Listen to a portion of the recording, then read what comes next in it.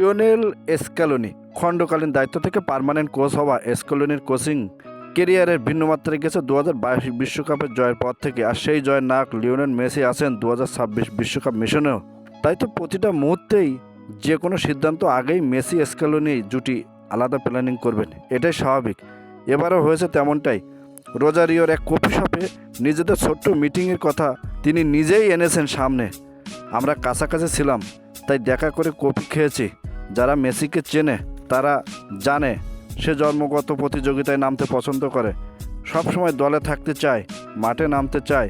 একজন অধিনায়কের এমন মানসিকতা দলের জন্য খুবই গুরুত্বপূর্ণ। স্ক্যালোনির এই কথাতেই পরিষ্কার মেসি বিশ্বকাপ খেলার নিয়ে কোনো শঙ্কা নেই। কিন্তু বিশ্বমানের এই তারকার খেলার খবর কোনো টুইস্ট ছাড়াই সামনে আসে কি করে? তাই তো ঠিক একটু পরেই মেসির খেলা নিয়ে দিয়েছেন কৌশলগত উত্তর। বিশ্বকাপ নিয়ে আমরা কথা বলিনি, সময় আছে, দেখা যাবে। যেমনটা মেসি নিজেও বলে, তাকে চাপ দেওয়া ঠিক নয়, বিষয়টা তার উপরে ছেড়ে দেওয়া উচিত। আর্জেন্টাইন ফুটবল ফেডারেশন নিজস্ব প্ল্যাটফর্ম এএফপি স্টুডিওতে দেওয়া দীর্ঘ সেই সাক্ষাৎকারে স্ক্যালোনি কথা বলেছেন বিশ্বকাপের দল গঠন প্রসঙ্গে, যেখানে অবশ্য সাফ জানিয়ে দিয়েছেন বিশ্বকাপের দল নিয়ে এখনও কিছু চূড়ান্ত করেনি তিনি। মিডিয়ার গুঞ্জনে কান না দিয়ে তাই অপেক্ষা করতে হচ্ছে আগামী মার্চ পর্যন্ত। আপাতত তার কাছে প্রায় 50 খেলোয়াড়ের তালিকা আছে।